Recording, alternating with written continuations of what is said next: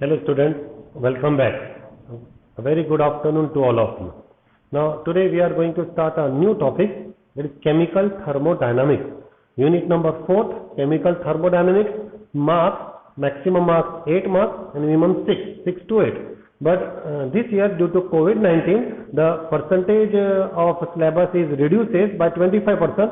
So it changes to 4 to 6 marks. इस unit में numericals भी है तो वो 6 मार्क्स में न्यूमेरिकल्स भी आएंगे। कुछ सिलेबस इसका कम हो गया, हम वो निगलेक्ट कर देंगे, बाकी जो मेन पार्ट पढ़ना है वो हम आज से स्टार्ट करते हैं। तो first starting with the definition of thermodynamics. Thermodynamics is what? Before that will see energy. What is energy? Energy किसे कहते हैं? इस पार्ट में हमको मैक्सिमम बहुत सारे एनर्जी के टाइप स्टडी करना है। एनर्जी का मीनिंग होता है it is the capacity to do work. काम करने के लिए जो हमको कैपेसिटी होती है, जो क्षमता होती है, उसे कहते हैं हम energy. It is a capacity of system to do work, it is called as energy. This energy it is classified into various type. बहुत सारे एनर्जी आपको मालूम है।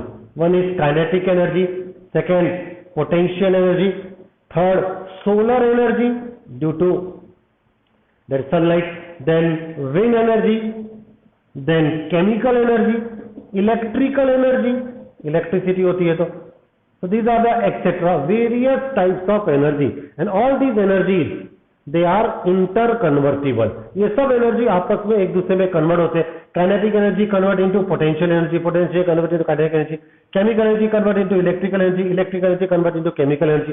जैसे केमिकल को इलेक्ट्रिकल में, इसका एग्जांपल लेते हैं हम सेल। जो एवर रेडी का सेल आता है या जो एक्साइड की बैटरी होती है, उस बैटरी में केमिकल एनर्जी कन्वर्ट होती है इलेक्ट्रिकल एनर्जी में। फिर पोटेंशियल एनर्जी कन्वर्ट होती है काइनेटिक एनर्जी में। आप देख सकते हैं डैम्स में, जो बहुत बड़े बड़े डैम होते हैं जिसमें वाटर स्टोर करके रखा रहता है, उनके पास पोटेंशियल एनर्जी होती है, और जब वाटर को वहां से रिलीज करते हैं वो कन्वर्ट होता है काइनेटिक एनर्जी में। So all these energy they are interconvertible, they changes into each other. एक दूसरे में एनर्जी चेंज होती है और इस एनर्जी चेंज को हमको स्टडी करना है। The study of energy changes during physical process and chemical process. That study of energy changes, it is called as thermodynamic. What is therm? Therm का meaning होता है temperature, second meaning heat, third meaning energy. The study of energy changes during physical changes and chemical changes. It is called as chemical thermodynamics. How energy कैसे change होंगी? How it changes during physical and chemical process? Take example physical process. एक physical process का example लेंगे। Ice convert into water. Ice melt होकर water में convert होता है। इनका केमिकल फॉर्मूला सेम होता है। आइस का फॉर्मूला H2O, वाटर का फॉर्मूला H2O, सिर्फ फिजिकल अपीयरेंस चेंज हो रहा है। आइस सॉलिड होता है, वाटर लिक्विड होता है। इस टाइप के चेंज को कहते हैं हम फिजिकल चेंज। और एक होता है केमिकल चेंज। केमिकल प्रोसेस बोलो या केमिकल चेंज। केमिकल चेंज कैसे? Carbon when burned in presence of oxygen it gets converted into carbon dioxide. जब किसी लकड़ी को, कार्बन को आप जलाते हैं, वुड को, तो वो कार्बन डाइऑक्साइड फॉर्म हो जाता है। ये एक केमिकल चेंज हो गया। सो इस केमिकल चेंज में जो भी एनर्जी चेंज होंगी उसको हमको स्टडी करना है। The study of energy changes during physical changes and chemical changes, it is called as chemical thermodynamics. The definition of chemical thermodynamics. Now this chemical thermodynamics, it has some limitation. इसके कुछ limitation है, और limitation means what we do not study. इसमें हम क्या नहीं पढ़ेंगे वो हमको देखना है। तो first limitation of chemical thermodynamics is it does not deals with rate of reaction. इसमें रेट ऑफ रिएक्शन का कोई इंपॉर्टेंस नहीं है कि रिएक्शन की स्पीड, रिएक्शन फास्ट हो रही है या स्लो हो रही है, कितने टाइम में हो रही है, टाइम का कोई इंपॉर्टेंस नहीं है। रेट ऑफ रिएक्शन, इससे कोई इंपॉर्टेंस नहीं होता है। It does not deals with rate of reaction and second does not deals with mechanism of reaction. जैसे आपने देखा ऑर्गेनिक केमिस्ट्री में acidic dehydration of ethyl alcohol to form ethene, उसमें आपने मैकेनिज्म देखा। आपने SN1 पढ़ा है, SN2 पढ़ा है, उसमें मैकेनिज्म देखा है। यहां लेकिन मैकेनिज्म का कोई इंपॉर्टेंस नहीं है। Chemical thermodynamics does not deals with mechanism of reaction. तो इसमें रेट ऑफ रिएक्शन का इंपॉर्टेंस नहीं है, इसमें मैकेनिज्म ऑफ रिएक्शन का इंपॉर्टेंस है। इंपॉर्टेंस क्या है कि deals with only initial state and final state. इसमें सिर्फ इनिशियल स्टेट और फाइनल स्टेट का इंपॉर्टेंस, इनिशियल रिएक्शन स्टार्ट हो रही है और फाइनली रिएक्शन फिनिश हो रही है, बस उतना देखना है। इन बिटवीन उस रिएक्शन का रेट क्या है, उस रिएक्शन का मैकेनिज्म क्या है, ये नहीं पढ़ना है।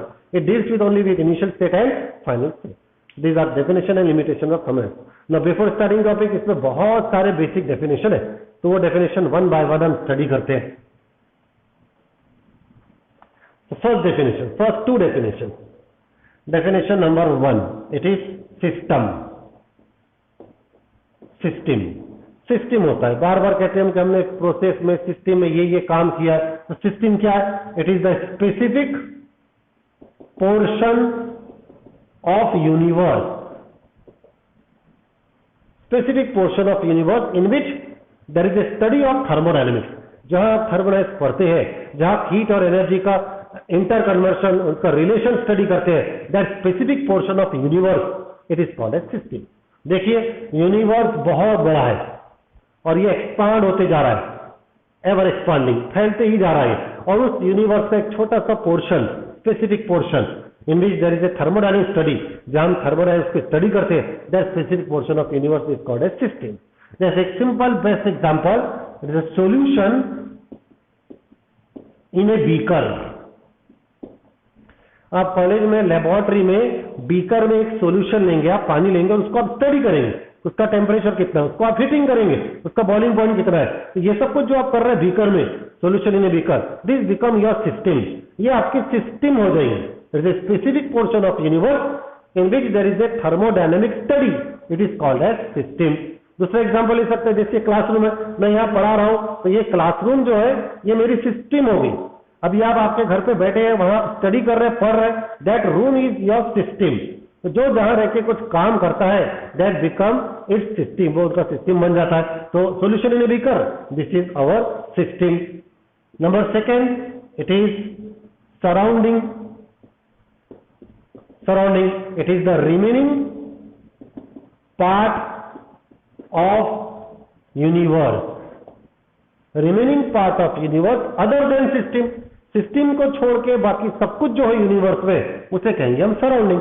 जैसे आपने अभी सॉल्यूशन इन ए बीकर कहा, तो ये बीकर जो हो गया, दिस बिकम सिस्टम। और बीकर के बाहर का पूरा universe, it become surrounding. This classroom, मैं भी यहां पढ़ा रहा हूं, ये क्लासरूम मेरी सिस्टम है, और क्लासरूम के बाहर पूरी दुनिया, पूरा यूनिवर्स जो है, दैट बिकम माय सराउंडिंग, वो मेरा सराउंडिंग बन जाएगा।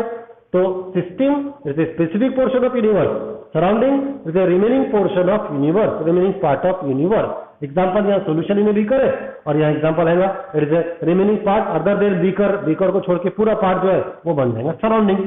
और सिस्टम और सराउंडिंग के बीच का जो पार्ट रहेगा, it is called as boundary. Boundary, it is a part in which system is attached to surrounding. System और सराउंडिंग के बीच का जो पार्ट रहेगा उसे कहेंगे हम बाउंड्री। जैसे system plus surrounding, it become boundary. तो आपने बीकर जो है उसको सिस्टम कहा, बीकर के बाहर पूरी जो यूनिवर्स से सराउंडिंग कहा, और बीकर की जो वॉल है, जो बीकर का जो कांच है, that become boundary. So boundary is not important, surrounding is not important, important is system. जहां आप काम कर रहे हैं, जहां स्टडी कर रहे हैं, दैट इज इंपॉर्टेंट। तो आगे हम पढ़ते हैं सिस्टम क्या है और इसके सिस्टम के टाइप्स क्या है। तो सिस्टम क्या है? Definition, it is specific portion of universe in which there is a study of thermodynamics, it is called as system. Next, एक एक डेफिनेशन इंपॉर्टेंट है, 1 मार्क के लिए कोई भी डेफिनेशन पूछ सकते हैं। Next part is types of system. Types of system. Now system, it is classified into 3 types depending on the exchange of energy and the exchange of matter. Energy and matter के exchange पे हम define करेंगे system के types. और first type of system, it is a open system. Open system. तीन type के system है। पहली सिस्टम की डेफिनेशन अच्छे से समझ लीजिए आप, और सेकेंड और थर्ड बहुत इजी हो जाएगा फिर। फर्स्ट ओपन सिस्टम, इसके लिए एग्जांपल लेंगे आप। It is A solution in a open vessel. This is a hot solution in open vessel. This hot solution in open vessel, this become our system। ये हमारी system है कि आपने open vessel में, खुले बर्तन में गर्म पानी लिया, दिस इज आवर सिस्टम। आप क्या ऑब्जर्व करेंगे, सिंस इट इज ओपन, क्योंकि ये ओपन है, then matter will exchange with the surrounding.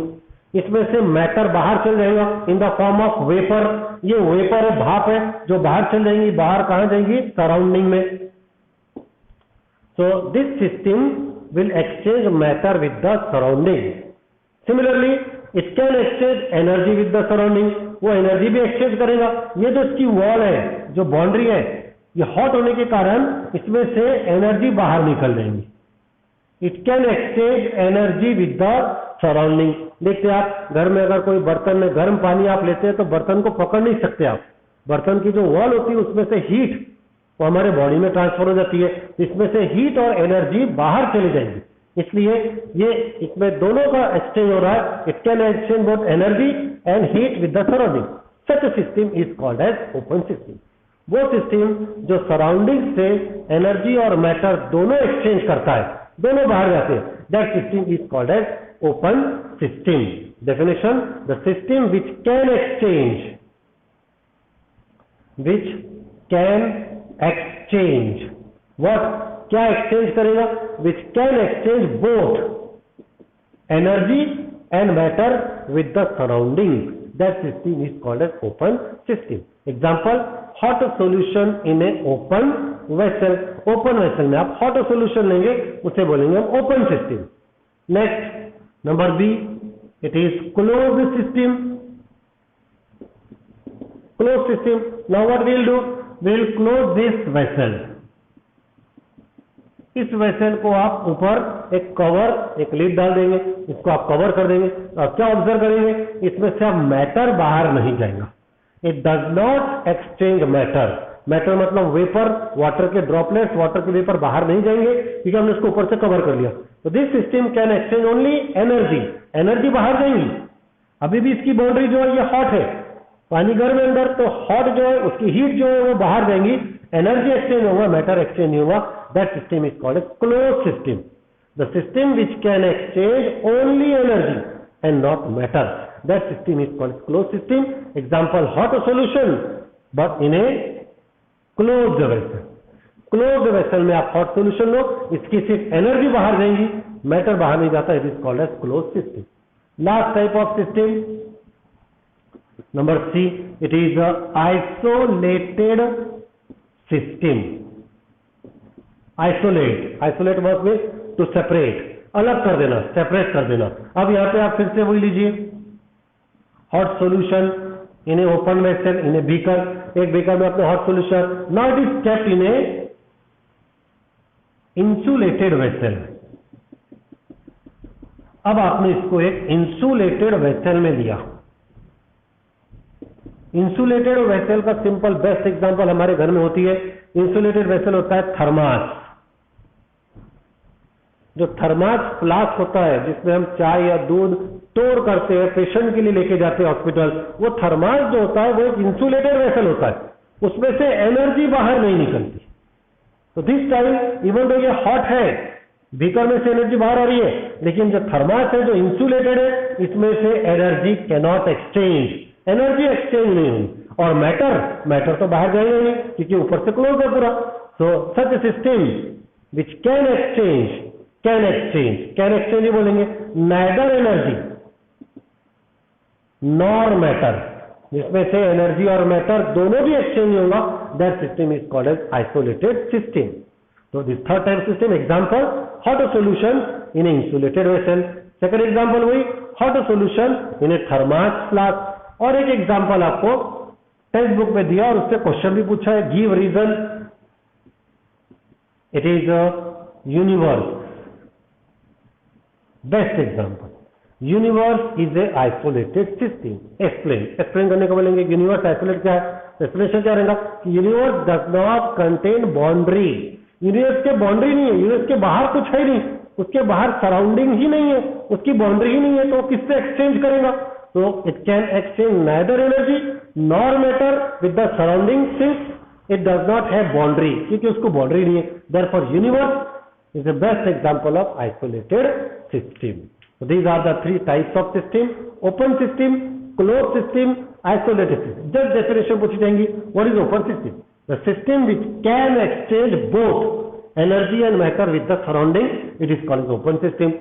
Isolated closed system, the system which can exchange only energy and not matter, it is called closed system. Isolated system, the system which can exchange neither energy nor matter with the surrounding, it is called isolated system. Example, union. This is first part, simple definition, types of system. Next. Now this is important definition. It is types of properties. ये बहुत important term है. Simple definition है, अच्छी तरह समझ लें इसको.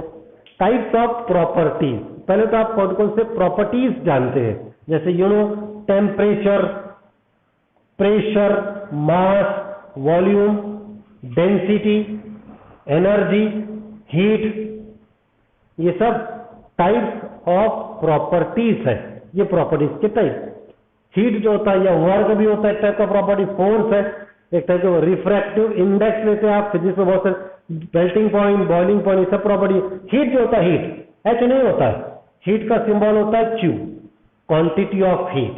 Remember this, heat का सिंबल क्यू होता है. तो ऑल दीज आर प्रॉपर्टी. और भी बहुत सारे प्रॉपर्टी है. All these property they are classified into two type. इसके दो टाइप होते हैं. Number first, it is extensive property. दो प्रॉपर्टी है, एक अच्छी तरह से बोलो, दूसरा उसके अपोजिट हो जाएगा. What is extensive property?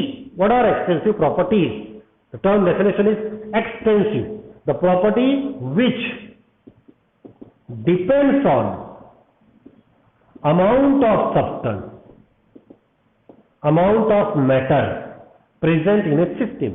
That property is called as extensive property. The property which depends on amount of substance, जो substance के amount पे depend नहीं, that property is called as extensive property. Simple best example, it is mass. अच्छी तरह देखिए example, mass. Mass of a substance, किसी भी substance का मास लीजिए. ये पेन का मास, ये पेन है, आप ये पेन और ये बॉटल है, इन दोनों का मास सेम रहेगा क्या? नहीं. Mass depends on the amount of substance. जो जिसका जैसा अमाउंट है, इसका अमाउंट कम है तो मास कम रहेगा, ये बॉटल का अमाउंट ज्यादा है तो इसका मास ज्यादा रहेगा. तो mass depends on amount of substance. That property is extensive property. The property which depends on amount of substance present in a solution, it is called as extensive property. Example, mass. Second आप देखिए volume. Volume. Now suppose that you have one glass of water. एक गिलास पानी है and you have one jug of water. ये एक जग है. This is jug of water, this is glass of water. क्या दोनों में वाटर की क्वांटिटी सेम रहेगी क्या? वॉल्यूम सेम रहेगा क्या? नहीं. ग्लास जो ये स्मॉल है तो इसमें वॉल्यूम कम रहेगा. जग जो ये बिग है तो इसमें वॉल्यूम ज्यादा रहेगा. Means volume it depends on amount of substance, therefore volume is a extensive property. और बहुत सारे प्रॉपर्टी है. एरिया, एनर्जी, एनर्जी भी एक एक्सटेंसिव प्रॉपर्टी है. एनर्जी अमाउंट पे डिपेंड होती है. जैसे आप एनर्जी ऑब्टेन कर रहे हैं, सपोज करो कि आप एनर्जी ऑब्टेन कर रहे हो कोल से, कोयले से एनर्जी. हमारे इंडिया में कोयले से बहुत एनर्जी बनती है. तो अगर ये कोयला आप कम लेंगे, सपोज ये है 1 किलोग्राम कोल एट 10 किलोग्राम कोल, तो दोनों क्वांटिटी में आपको एनर्जी सेम नहीं मिलेंगी. 1 किलोग्राम कोल लेंगे तो एनर्जी कम मिलेंगी और 10 किलोग्राम कोल लेंगे तो एनर्जी ज्यादा मिलेंगी. तो energy depends on amount of substance, therefore energy is a extensive property. ऐसे बहुत एग्जांपल है. आप टेक्स्ट बुक पढ़ने का और आप एमसीक्यू के क्वेश्चन देखा, उसमें आपको इसके एग्जांपल मिलेंगे. नेक्स्ट, तो क्या होगा extensive property? Property which depends on amount of substance, it is called as extensive property. Now opposite, बस ये हो गया. डिपेंड बोल दिया हमने. अब number second, intensive properties. Intensive property, extensive ने बोला which depend on amount of substance, intensive क्या रहेगा, which does not depend on amount of substance, that properties are called as intensive property. जो अमाउंट पे डिपेंड है, amount कितना भी लो, 1 kilo 10 kilo 100 kilo लो, उस पर डिपेंड नहीं रहेगा। जैसे example, it is temperature, melting point या बॉइलिंग पॉइंट या फ्रीजिंग पॉइंट टेम्परेचर। सपोज करो टेम्परेचर ऑफ आइस ले रहे हैं आप, you have 1 cube of ice, आपके पास आइस का क्यूब है, and 1 big log of ice, बहुत बड़ा आइस है आपके पास बिग, तो this is small ice, this is big ice. क्या दोनों का टेम्परेचर सेम रहेगा कि डिफरेंट रहेगा? ऐसा नहीं है क्या, ये आइस क्यूब है, इसका टेम्परेचर 0 डिग्री सेल्सियस है, और आइस बिग है तो इसका टेम्परेचर 10 डिग्री सेल्सियस। नहीं, आइस बढ़ जाएगा तो टेम्परेचर बढ़ेगा नहीं, उसका टेम्परेचर उतना ही रहेगा। Means temperature does not depend on amount of ice, तो temperature is a intensive property. The property which does not depend on amount of substance, it is called as intensive property. One example is temperature. Second example, it is pressure. Pressure of the gas, pressure of the air, it remains same. Now एक बहुत अच्छा example देखिए, density. ये क्या है? Question पूछे जाएगा density intensive है कि एक्सटेंसिव है। पहले आप देखिए डेंसिटी का फॉर्मूला क्या होता है, it is a mass upon volume. अभी थोड़ी देर पहले देखा, mass is a extensive property, volume is also extensive property, दोनों को डिवाइड कर रहे हैं, therefore density is also, no, density is intensive property. Here the example of density is in intensive property. Remember that when two extensive property are divided, they give intensive property. दो extensive property को आप divide करेंगे तो answer extensive नहीं आएगा, intensive आएगा। तो मास upon volume, it gives density, density is a intensive property. और भी एग्जांपल है, जैसे आपको कहा, आपका काम है आप ये सब एग्जांपल ढूंढेंगे और उसके क्वेश्चन भी देखेंगे। तो these are the types of property. Next,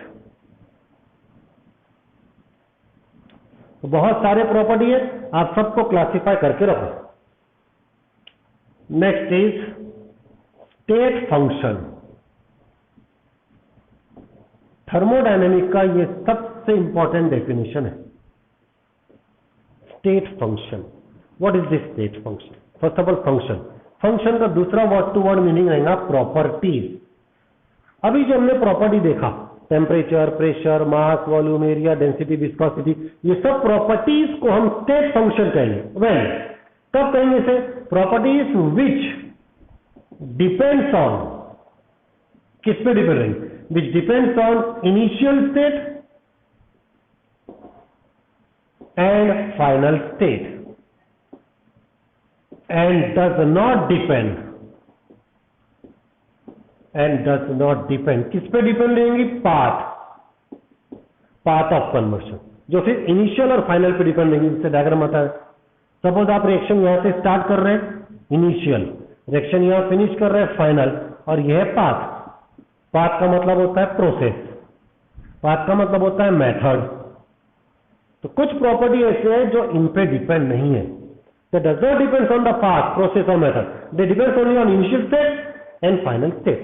Such properties are called as state function. Properties which depends on initial state and final state and does not depend on the path of conversion. Such properties are called as state function. Example 3, temperature. अच्छी तरह एक example समझ लीजिए आप। Temperature, suppose करो कि आपने initially यहाँ पे एक बीकर में सॉल्यूशन लिया और उसका इनिशियल टेम्परेचर है, आज का टेम्परेचर ले लीजिए 35 डिग्री सेल्सियस। सॉल्यूशन इन्हें बीकर लिया, उसका टेम्परेचर है 35 डिग्री सेल्सियस इनिशियल, और मैं आपको एक काम दे रहा हूं, एक वर्क दे रहा हूं कि इसका टेम्परेचर आप 100 डिग्री सेल्सियस बढ़ा दो, टेम्परेचर इंक्रीज कर दो आप इसको 35 से 100 तक। कैसे करना है ये आप पे डिपेंड है। अब आप इतने सारे स्टूडेंट हैं, हर स्टूडेंट अपने अपने हिसाब से इसका टेम्परेचर इंक्रीज करेगा। टेम्परेचर इंक्रीज करना मतलब इसको आपको बर्न करना है, इसको आपको हीटिंग करना है। तो आप कैसे हीटिंग करेंगे? आप इसको हीटिंग करेंगे बाय एलपीजी गैस, आप इसको हीटिंग करेंगे बाय इलेक्ट्रिक हीटिंग, आप इसे हीटिंग करेंगे बाय वुड, लकड़ी जला के हीटिंग करेंगे, गोबर जला के हीटिंग करेंगे, आप इसको मीथेन गैस से हीटिंग करेंगे, डिफरेंट डिफरेंट प्रोसेस से हीटिंग करेंगे। लेकिन वो इंपॉर्टेंट नहीं है, इंपॉर्टेंट हमको टेम्परेचर कितना लाना है, 100 डिग्री सेल्सियस। ऐसा नहीं है कि आप इलेक्ट्रिक हीटिंग करेंगे तो टेम्परेचर 101 हो जाएगा, 110 हो जाएगा, 200 हो जाएगा, नहीं, फाइनल टेम्परेचर 100 ही करना है, 100 ही होता है। तो ये जो टेम्परेचर है ये सिर्फ इनिशियल और फाइनल भी होता है, ये पाथ पे डिपेंड नहीं होता। आप कौन से मेथड से आप टेम्परेचर बढ़ा रहे हैं ये इंपॉर्टेंट नहीं है, इंपॉर्टेंट है इनिशियल टेम्परेचर और final temperature. Such type of properties are called as state function. The properties which depends on initial state and final state and does not depend on the path, that property are called state function. Example, temperature. Example, volume, mass, area, density, viscosity, force, energy, all are state function. यानी याद रखने के लिए आसान है state function का example, all example are state function. जितने भी एग्जाम्पल है, जितने भी प्रॉपर्टीज है, सब स्टेट फंक्शन है एक्सेप्ट 2, 2 छोड़ के। और वो 2 क्या है? तो next definition is path function. Path function नाम में डेफिनेशन है, the properties which depends on path, जो पाथ पे डिपेंड है, जो रास्ते पे डिपेंड है, जो कन्वर्सेशन के मेथड पे डिपेंड है, ऐसे प्रॉपर्टीज को बोलेंगे path function. It has only 2 example, one example is work, second example is heat. Work समझ लिया, वर्क, वर्क काम जो करते हैं हम काम। देखिए आप एक एग्जांपल लीजिए कि हमको सपोज करिए कि बिल्डिंग पे चढ़ना है, 10 फ्लोर की बिल्डिंग है, उस पर हमको चढ़ना है। अब आप स्टूडेंट है, कुछ स्टूडेंट उसमें से आप पैदल जाएंगे, मतलब जो जीना होता है, जो पायरी होती है, पायरी से जाएंगे, और कुछ स्टूडेंट लिफ्ट से जाएंगे, डायरेक्ट लिफ्ट से चढ़ जाएंगे। तो दोनों का वर्क सेम होगा क्या? पैदल चलने वाले स्टूडेंट कुछ काम कर रहे हैं और लिफ्ट से चलने वाले स्टूडेंट ये भी काम कर रहे हैं, दोनों का काम सेम होगा क्या? नहीं। जो पैदल जा रहा है स्टूडेंट उसने बहुत मेहनत किया, उसका बहुत पसीना रहा, उसका वर्क ज्यादा है, और जो स्टूडेंट लिफ्ट में गया आराम से गया, उसका वर्क कम हुआ। तो वर्क एक ऐसी प्रॉपर्टी है जो पाथ पे डिपेंड होती है, जो रास्ते पे डिपेंड होती है, आप किस रास्ते से काम कर रहे हैं, किस मेथड से काम कर रहे हैं। तो work depends on path, therefore work is a path function. और सेकंड, हीट, हीट भी एक पाथ फंक्शन है। इस पे एमसीक्यू क्वेश्चन डेफिनेटली रहेगा। Out of the properties following property which property is not state function, कौन स्टेट फंक्शन नहीं है?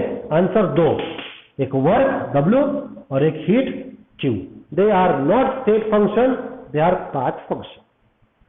So these are today's definition। ये आज की डेफिनेशन फिनिश होती है। 6-7 डेफिनेशन देखा, आप इसको अच्छी तरह रिवाइज करिए।